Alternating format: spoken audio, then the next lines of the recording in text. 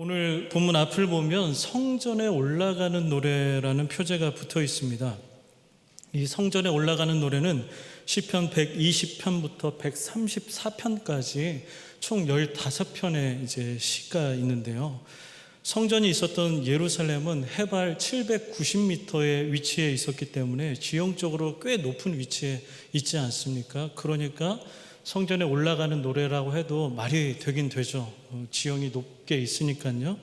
그러나 그보다는 하나님의 임재를 상징하는 성전의 그 위치와 가치를 개인과 나라보다도 더 우위에 두었기 때문에 어느 곳에 있든지 이스라엘 백성들은 성전에 올라간다라는 표현을 썼던 것입니다.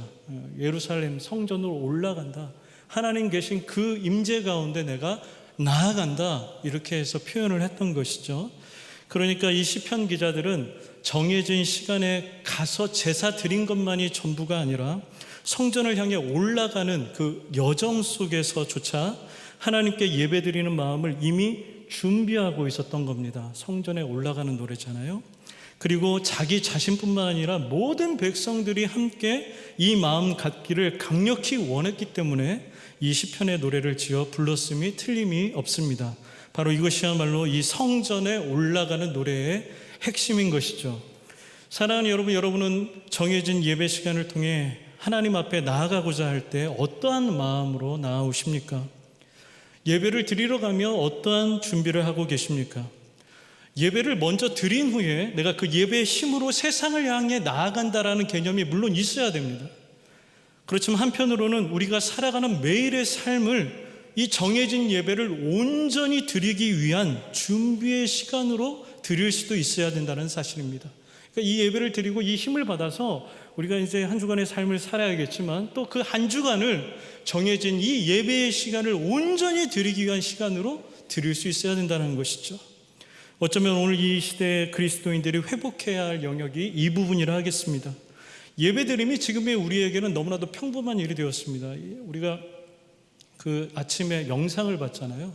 그 영상을 통해서 얼마나 어려운 시기였습니까? 샤워도 못 하잖아요. 우리가 진흙밭 걷는 자기 동생을 업고 걷는 어린아이 봤지 않습니까? 그러고 나서 샤워하면 될 텐데 그런 때가 아니잖아요. 그냥 그대로 자는 겁니다. 먹을 게 없어서 죽느냐 마느냐 이런 상황이잖아요. 가다가 그냥 지뢰 밟으면 터져서 죽고 폭탄 떨어지면 그냥 그거에 맞아 죽는 그러한 상황이잖아요. 그러한 때조차도 하나님을 찾았던 사람들이 있더라니까요.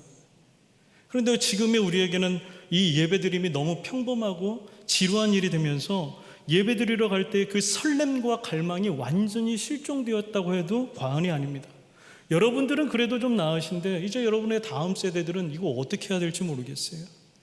그렇기 때문에 거룩하신 하나님 앞에 전심으로 예배하기 위해서 우리의 심령을 먼저 점검하고 어떻게 예배 드릴 것인가를 고민하는 일이 우리 안에서 더더욱 사라져가고 있는 실정입니다. 혹시 예배 때 이런 일들 경험하지 않으십니까? 뭔가 예배 드리면서 느낌이 올락말락할 때 예배가 끝나버리는 거예요. 올라고 하는데 끝났어. 교회를 오가며 아무런 감정도 변화도 없이 예배가 몇 주째 지속되고 있지는 않습니까? 여러분 그걸 그냥 내버려 두지는 않으세요? 그 이유가 과연 무엇이라고 생각하십니까? 이러한 경우 대부분은요, 나 자신이 아닌 외적인 요소에서 그 이유를 찾곤 하는데요.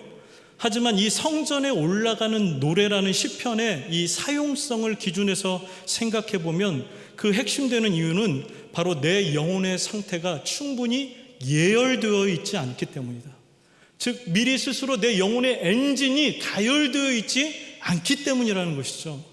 여러분 성전에 올라가는 노래란 성전에 올라가기 위해서 출발할 때부터 도착할 때까지 부르는 노래이지 않습니까?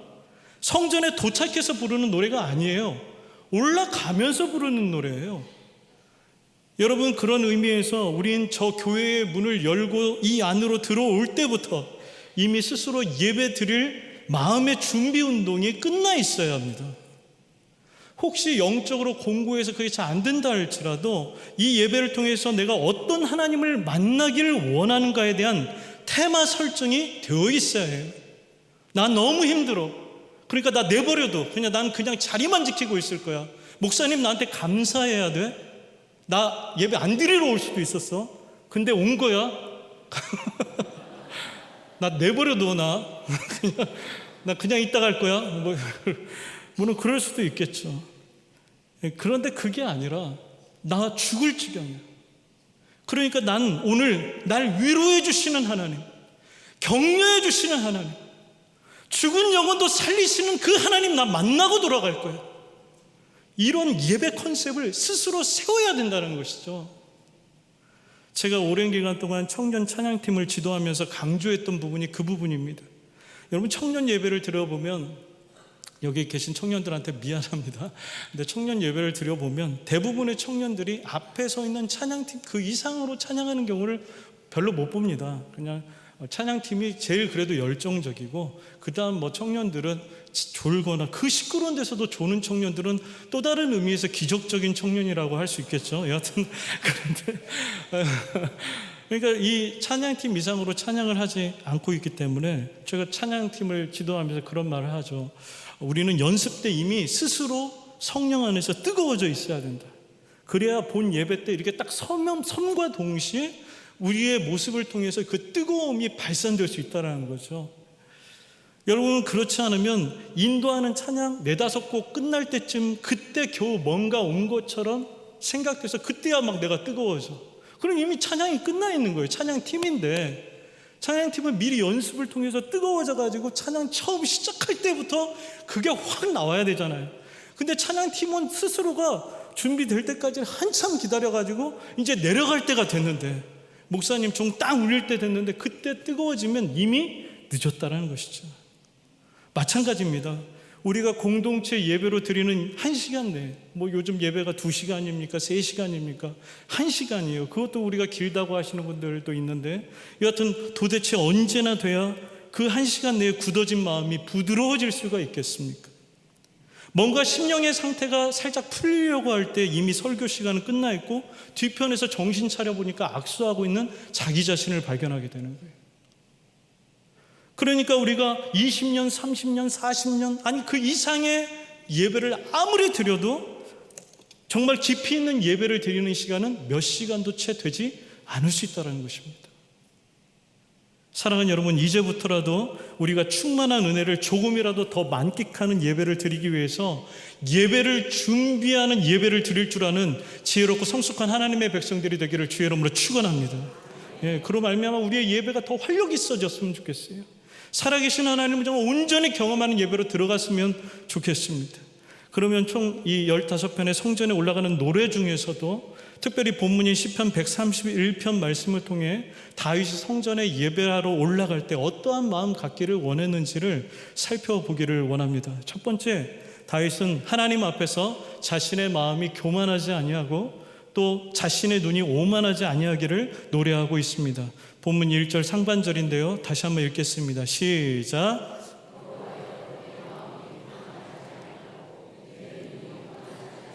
아멘. 여러분, 이 구절은 교만하지 아니한다와 오만하지 아니한다처럼 뜻이 비슷한 문장이 반복되어 있어요.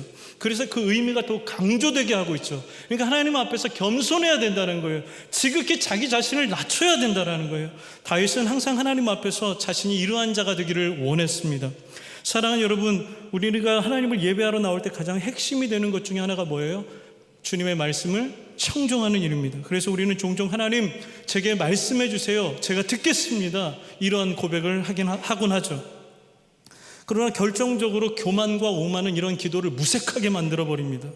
실상은 하나님보다 나를 위에 두고 이 말씀을 판단하는 자의 위치에 우리가 있을 때가 많다라는 것이죠. 아니, 무슨 얘기를 해주면 그 말대로 뭔가 해야 할 것 아닙니까? 그래야 계속 말을 해주든지 말 거 아니에요.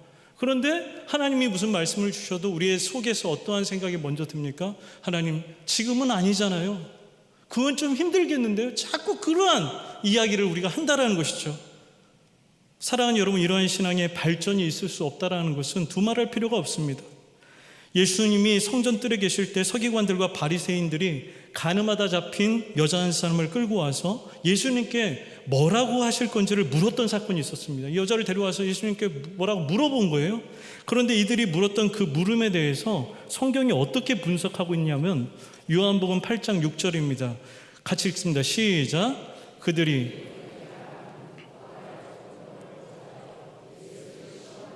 말씀을 들으러 왔어요. 이들도 말씀을 들으러 온 겁니다. 그런데 비판할 목적으로 예수님을 시험하려고 말씀을 들었다는 거예요. 또 한 번은 바리새인들이 가이사에게 바치는 세금에 대해 예수님께 물었을 때가 있었는데, 그때 예수님께서 이렇게 말씀하셨습니다. 같이 읽습니다. 시작.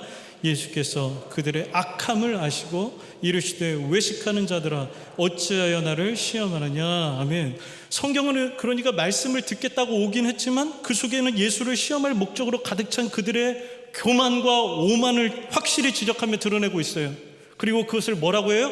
악한 것이라고 합니다. 악한 것이라고. 여러분, 예수님의 말씀에는 한참을 생각해 보면 더 무섭게 다가오는 표현들이 있는데, 저는 마태복음 7장 3절이 그러한 말씀이라고 생각합니다. 형제를 비판하지 말라는 예수님의 말씀인데 제가 읽겠습니다. 어찌하여 형제의 눈 속에 있는 티는 보고 내 눈 속에 있는 들보는 깨닫지 못하느냐. 여러분, 왜 이게 무섭습니까? 사실 내가 비판하는 형제는 티끌이 있는데 그 티끌 있어봤자 안 죽어요. 그냥 티끌 들어와봤자 까끌거리고 눈 좀 비비고 눈물 좀 흘리는 그러한 문제에 불과합니다. 그렇잖아요? 그런데 형제를 판단하는 내 눈 속에는 뭐가 있어요? 들보가 있어요. 들보가 상상만 해도 기둥과 기둥 사이에 이렇게 지붕을 지탱하는 게 들보 있잖아요. 들보가 내 눈에 박혀 있다고 생각해 보세요. 여러분, 그건 죽음의 문제입니다. 죽음의 문제. 그런데 사람들끼리 비판하는 것도 하나님 예수님께서는 그 네 눈에 들보 있는 거라고 하셨잖아요.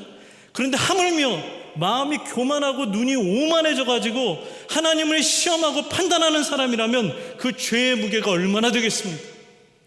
그 몸이 죽고 주고 골백번 고쳐주고 백골이 진토되어 넋이라도 있고 없어도 해결이 안 되는 거예요. 하나님께 대하여서 우리가 그러한 존재가 되면 안 된다는 것이죠. 부디 우리의 마음이 교만하지 않기를 바랍니다. 우리의 눈이 오만하지 않게 되기를 바랍니다. 주님, 말씀하십시오. 제가 듣겠습니다. 하나님께서 겸손한 자에게 주시는 은혜를 누리는 참된 예배자들이 될 수 있기를 바랍니다. 마지막으로 두 번째, 다윗은 성전에 올라가면서 오직 여호와 하나님으로만 만족하기를 노래하고 있습니다. 2절입니다. 같이 읽습니다. 시작. 실로.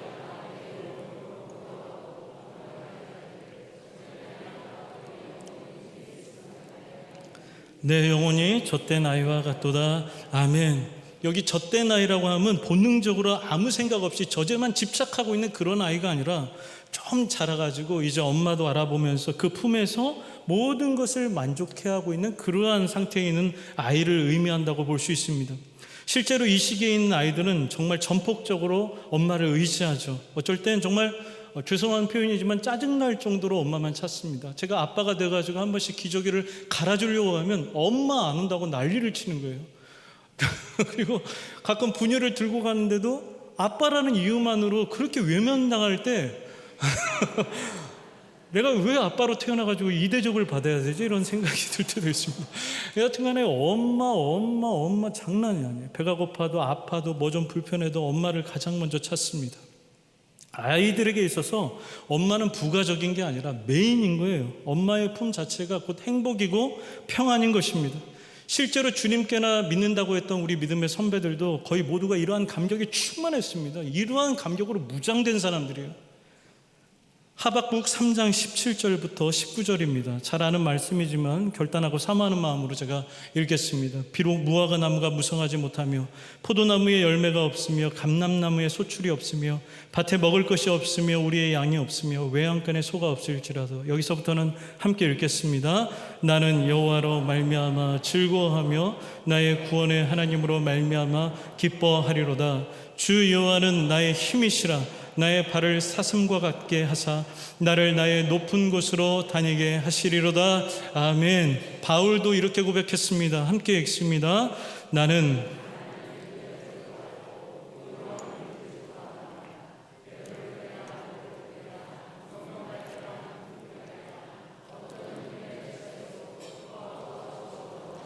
내게 능력 주시는 그리스도를 통하여 나는 모든 것을 할 수 있습니다. 아멘, 아멘. 사랑하는 여러분, 그렇습니다. 우리 또한 하나님 그분 자체가 우리의 모든 삶의 메인이 되기를 소원합니다. 무엇보다도 우리 예배의 본질이 되셔야 하겠습니다. 그렇지 않으면 우리는 예배하는 중에 하나님이 아닌 다른 부가적인 것에 마음을 빼앗겨서 그 다른 무언가만을 찾다가 계속해서 허탕치며 돌아가는 예배를 드릴 것입니다. 그건 예배도 아닌데 사실. 예전에 교구 관리를 하다 보면 아주 가끔씩이에요. 자리를 안내할 때 안내팀이 좀 까칠하게 있다는 거예요. 그래서 상처를 받았다는 거예요. 또 우리 교회 성가대 소리는 우리 교회 아니고 이제 예전입니다. 예전. 꼭 말씀드려야겠더라고요. 괜히 상처 받으시지 않으시기를 바랍니다. 우리 교회 성가대 소리는 집중하기가 어렵다. 찬양팀 연주는 왜 그따위냐? 제가 찬양팀을 할 때 그런 소리 많이 들었던 것 같아요. 찬양팀 소리가 별로 안 좋다고 그러고, 우리 교회 스피커 음질은 왜 그러냐? 이런 얘기도 하는 것을 간혹 듣게 되었습니다. 물론 모든 것이 내 마음에 들고 내 기호에 맞아가지고 예배드리기에 최적의 상태가 되면 좋을 겁니다. 이런 것이 무조건 없어야 된다고 생각하지는 않습니다. 있으면 더 좋은 거예요. 마음에 들면 더 좋겠죠. 하지만 여러분 생각해 보세요. 안내팀이 안내를 무슨 프로 승무원처럼 안 해주면 그날 예배는 무조건 기분 나쁘고 잡치고 그래서 망하는 겁니까? 성가대가 하모니가 딱딱 맞지 않고 불협화음 나면 막 높은 소리를 냈어야 되는데 막 삑사리가 났어요. 그러면 그날 하나님은 오셨다가도 귀를 틀어막고 그냥 돌아가십니까? 훨씬 비싼 스피커와 조명으로 무대가 화려한 예배당에서 예배하면 안 임하던 예배도 총천연색으로 임합니까? 근데 착각하고 있어요, 현대 기독교인들이. 언제부터 우리가 그런 거 없이는 예배할 수 없는 사람들이 됐습니다. 본질은 결코 그러한 것들이 아닙니다. 주님이 너와 내가 만나는데 그런 건 별로 상관없다. 오늘 오랜만에 너가 나의 임재 가운데 왔으니 너의 심령을 내가 살펴주겠다. 너의 얼굴을 내가 보아주겠다고 하시는데, 주님, 나 오늘 상처받았어요. 안내팀과 내 옆자리에 앉은 사람이 왜 저 사람이 앉았는지 모르겠어요. 나 기분 나빠요. 찬양팀 찬양하는데 나 너무 듣기 싫은 소리가 났어요. 지금 나 예민한 사람이에요. 오늘은 안 될 것 같아요, 주님. 이럴 수는 없는 거잖아요. 근데요, 우리가 그러고 있어요. 그러고 있습니다. 귀가 높아졌다면서, 눈이 높아졌다면서 그러고 있어요. 사랑하는 여러분, 젖된 아이가 단지 자기의 전부인 엄마 품에 있음이 최고의 만족이 되듯이 우리가 주님께 대하여 그러할 때 비로소 내게 주님 외에 그 무엇이 있든지 없든지 상관없이 예배를 통해서 주님께서 주시는 절대적인 고요와 평온을 만끽하게 될 줄로 믿습니다. 그러한 예배를 사모했으면 좋겠습니다. 말씀을 정리합니다. 지금까지 성전에 올라가며 부른 시편을 통해 온전한 예배를 드리기 위한 예열의 중요성, 그러니까 우리가 먼저 뜨거워져 있는 상태를 의미하죠. 그래서 예배를 잘 드리기 위해 준비하는 그 예배의 중요성에 대해 말씀드렸습니다. 그 중에서도 특별히 다윗의 시인 시편 131편을 통해 우리가 함께 예배할 때 어떠한 마음의 자세로 나와야 되는가, 어떠한 것을 기대하며 예배에 참여해야 되는가를 나누었습니다. 첫 번째, 마음의 교만함을 품지 말고 눈에 오만함을 담지 마십시오. 그것은 여러분의 신앙의 독이며 악한 것입니다. 두 번째, 하나님을 예배할 때마다 젖된 아이가 어머니의 품에 있듯이 오로지 하나님만 바라보고 주님으로 만족하고자 하는 경건의 훈련을 할 수 있기를 바랍니다. 예배의 훈련을 할 수 있기를 바랍니다. 이 훈련이야말로 본질이 아닌 것들에 지나치게 눈을 빼앗기지 않고 우리로 하여금 주님께만 집중해서 예배하는 기쁨이 넘쳐나도록 해줄 것입니다. 이스라엘아, 지금부터 영원까지 여호와를 바랄지어다. 우리 한번 같이 읽어볼까요? 시작.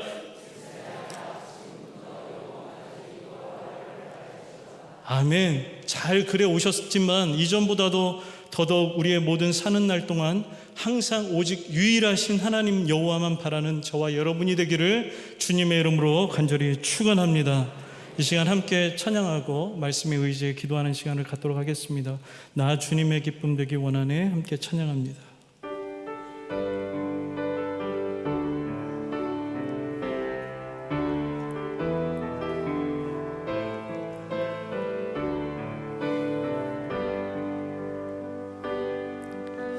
나 주님의 기쁨 되기 원하네.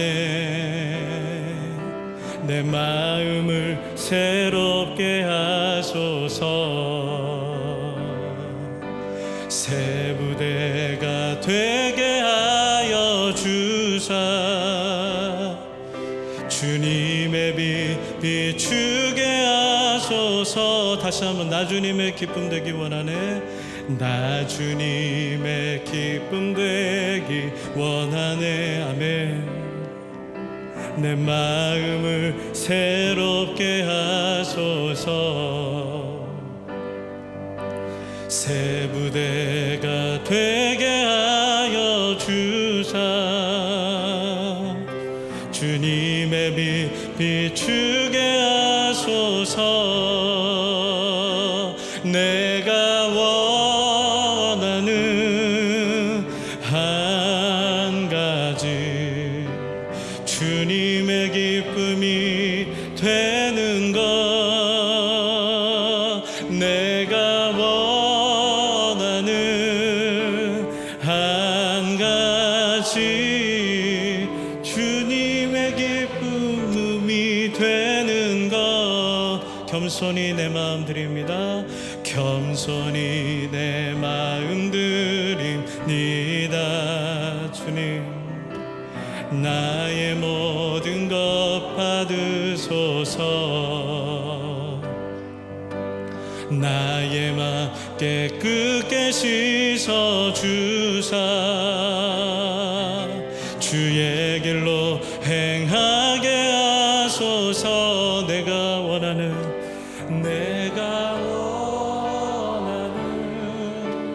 한 가지 주님의 기쁨이 되는 것. 내가 원하는 한 가지 주님의 기쁨이 돼. 우리 한 번만 더. 내가 원하는 한 가지. 내가 원하는 주님 한 가지 주님의 기쁨이 되는 것. 내가 원하는 한 가지 주님의 기쁨이 되는 것. 이제 한번 같이 기도하겠습니다. 언젠가부터 이것이 바뀐 신앙생활을 하고 있지 않습니까? 바뀐 예배를 드리고 있지 않습니까? 주님의 기쁨보다는 나의 기호와 만족만을 추구하는 그러한 예배로 우리가 계속해서 예배라고 착각하며 드리고 있지는 않았습니까? 하나님, 이제부터는 본질이 되시는 주님께 집중하겠습니다. 다른 모든 것들은 부가적인 것입니다. 내가 그 예배를 통해서 주님을 만나고자 하는 기대감과 설렘으로 가득 차게 도와주시옵소서. 이 정해진 공동체의 예배를 드리기 위해서 한 주간의 삶을 예배를 준비하는 예배로 드리겠습니다. 하나님, 부족하고 연약한지만 하나님 능력 주시면 내가 할 수 있겠사오니 하나님 능력을 더하여 주시옵소서. 힘을 더하여 주시옵소서. 우리 간절히 사모하는 마음으로 함께 기도하겠습니다. 하나님 아버지, 감사합니다. 하나님, 주님 앞에 온전히 예배를 드리게 하시니 감사합니다. 이 주일 예배, 맥주 감사 주일 예배로 하나님 앞에 아름답고 행복하게 예배드리게 하여 주시 감사합니다. 하나님, 그러나 우리가 좀 더 온전하고 깊이 있는 예배로 영광 돌리기를 원합니다. 언젠가부터 하나님, 늘 하나님이 나를 위하여 서비스를 해주시는 그러한 예배를 사모하며 이 교회의 분위기가 어떻고 이 교회의 무엇이 어떻고 하는 그러한 판단하는 눈만 우리에게 있었음을 고백합니다. 하나님, 이제부터는 바뀌어지게 하여 주시옵소서. 본질이 되시는 여호와 하나님을 내가 하나님 그분께만 집중할 수 있도록 도와주시옵소서. 주님 말씀하시옵소서. 내가 듣겠나이다. 그렇게 아버지 하나님 간절한 고백과 심령으로 나오게 하여 주시옵소서. 하나님, 두렵고 떨리는 마음으로 예배하게 하여 주시옵소서. 주님을 더욱 사모하는 마음으로 예배할 수 있도록 도와주시옵소서. 내게 아버지 하나님 말씀을 복음의 통로가 되어주시는 담임 목사님을 위해서 더 중보기도 하게 하여 주시옵시고, 또 아버지 하나님 말씀을 가르치는 자들을 위해서 더 기도하게 하시며, 하나님께서 나의 심령 가운데 어떻게 역사하실 것을 기대하는 마음으로 나올 수 있도록 주님 주장하여 주시옵소서. 그래서 한 주간의 삶이 다시 예배를 드리기에 합당한 그것을 준비하는 예배로 드리게 하여 주시옵시며, 그래서 아버지 하나님 우리의 예배가 더욱 강력하고 활력 있는 예배가 되어질 수 있도록 주님 도와주시옵소서. 우리가 한 번만 더 기도하겠습니다. 한 주간의 삶 가운데도 감사가 그치지 않기 위해서 기도했으면 좋겠습니다. 나에게 새하늘과 새 땅을 주님은 주셨습니다. 그것은 추상적인 의미가 아니라 실제이며 약속입니다. 우리가 그것을 바라보면서 험난한 세상이지만 이기어 살 수 있도록 도와달라고, 또 주일학교 여름 행사들이 이제 시작했습니다. 영어 주일학교가 이제 영어 주일학교 성경학교가 오늘까지 마쳤는데 앞으로도 계속됩니다. 우리 주일학교 여름 행사들 가운데 하나님 역사하여 주셔서 우리 애들이 예수님 만나게 도와주시옵시고, 이 다음 세대가 믿음으로 더욱더 견고해지는 그 일꾼들이 자라는 그런 여름 행사 되게 하여 주시옵시고, 안전하게 해주시고 부흥할 수 있도록 붙들어 달라고 우리 간절한 마음으로 한 번 더 기도하겠습니다.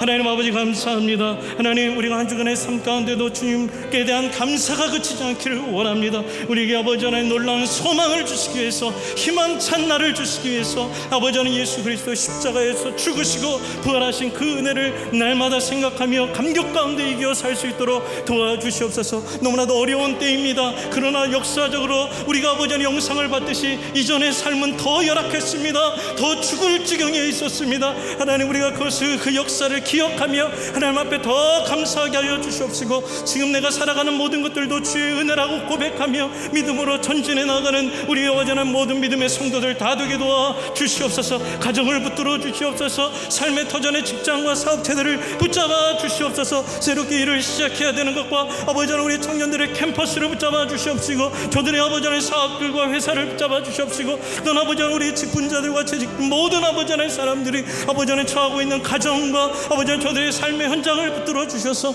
그 가운데서 하나님의 사람답게 살 수 있도록 도와주시옵시고, 특별히 아버지 하나님 우리 연음 행사가 시작되었습니다. 우리 주일학교 아버지 하나님 곳곳마다 각 부서마다 은혜를 더하여 주셔서 예수 만나게 도와주시옵시고, 아버지 하나님 저들이 아버지 하나님 정말 믿음의 다음 세대로 온전히 하나님께 영광 돌릴 수 있도록 이 여름 행사들을 사용하여 주시옵소서. 모든 교사들을 붙잡아 주시옵소서. 여기까지 강건함 주시옵소서. 아버지 하나님 또한 아버지 하나님 우리 아이들에게도 사모하는 마음을 주셔서 아버지 하나님 그냥 왔다 그냥 가지 않게 도와주시옵시고, 사모하는 마음으로 참여하여서 부흥케 하여 주시옵시며, 무엇보다도 안전을 허락하여 주시옵소서.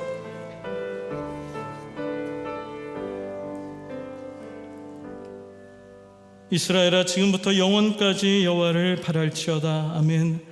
하나님 아버지 감사합니다. 우리가 언젠가부터 하나님을 기쁘시게 해드리려고 하는 신앙생활보다는 하나님 나의 기호와 취향과 맞지 않는다고 해서 그것을 판단하고 비판하는 눈만 우리에게 있었음을 고백합니다. 이제부터 다시 본질이신 여호와 하나님을 바라는 예배와 신앙생활로 돌아가게 하여 주시옵소서. 부가적인 것들은 있으면 물론 좋겠지만 그러한 것들이 없다 할지라도 나는 하나님을 만날 수 있습니다. 나는 하나님을 예배할 수 있습니다. 그런 의지와 견고하고 꼿꼿한 심령으로 주님 앞에 나와서 예배 때마다 더 깊이 있는 예배, 능력 있는 예배 드리는 모든 성도들 되게 도와주시옵소서. 이제 아버지 하나님 돌아가서 삶의 예배를 드릴 터인데 아버지 하나님 많이 어렵습니다. 열악합니다. 하나님 우리는 힘이 없습니다. 주님 우리에게 하나님 사모하오니 강력한 믿음의 능력을 더하여 주시옵소서. 우리와 동행하시는 하나님을 온전히 경험하게 하여 주시옵소서. 그래서 한 주간에 우리가 함께 이 삶을 살고 다시 돌아와서 예배 드릴 때 아버지 하나님 승리와 감격의 찬양을 올려드릴 수 있도록 주님 주장하여 주시옵소서. 이 모든 말씀 사랑이 많으신 예수님의 이름으로 기도하옵나이다. 아멘. 아멘.